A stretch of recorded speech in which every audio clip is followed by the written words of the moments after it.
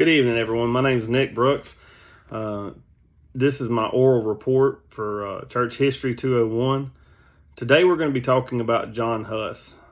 John lived from 1372 to 1415. He was born to the peasant parents in Goostown, that is now Husanik, in the south of today's Czech Republic. John in his 20s, he shortened his name to Huss, which means goose. His friends often made puns about his name, one of which we still use today. It is the goose is cooked. To escape poverty, Huss trained for the priesthood. In one of Huss's quotes, he tells us why he did so. I had thought to become a priest in order to secure a good livelihood and dress, and to be held in high esteem by men. He earned a bachelor's, a master's, and then a doctorate. He was ordained in 1401. He became the preacher at Prague Bethlehem Chapel. That church held 3,000 people. The church that he pastors was one of the most popular in the largest cities in Europe. It was the center of the reform in Bohemian. Huss said that he spent some time with what he called a foolish sect.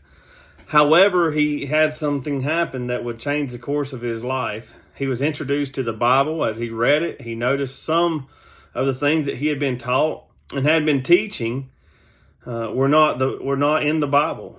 One of his quotes says this: "When the Lord gave me knowledge of Scripture, I discharged that kind of stupidity from my foolish mind." As John trusted the Scriptures, he had a great desire to hold, believe, and assert whatever it contained in them as long as he had breath. Huss was heavily influenced by a man named John Wycliffe, who had also found some of the same things that Huss had. During that same time, Wycliffe's writings had caused some trouble in Bohemia. Huss was educated and briefly appointed dean and rector at Prague University. However, the university was already split between Czech and German due to Wycliffe's teachings. Wycliffe's teachings only divided them more. Some of the debates were based on fine points of philosophy. The Czechs, along with Huss, warmed up to Wycliffe's reformed ideas.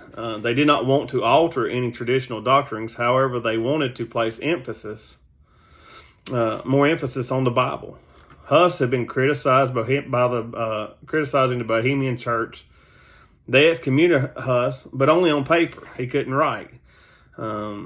They told him not to preach anymore. However, Huss continued to preach. Through his persecution that he faced, the heavier he trusted the Bible. Huss then told the church that they were being exploited by the popes and also the kings of Bohemian.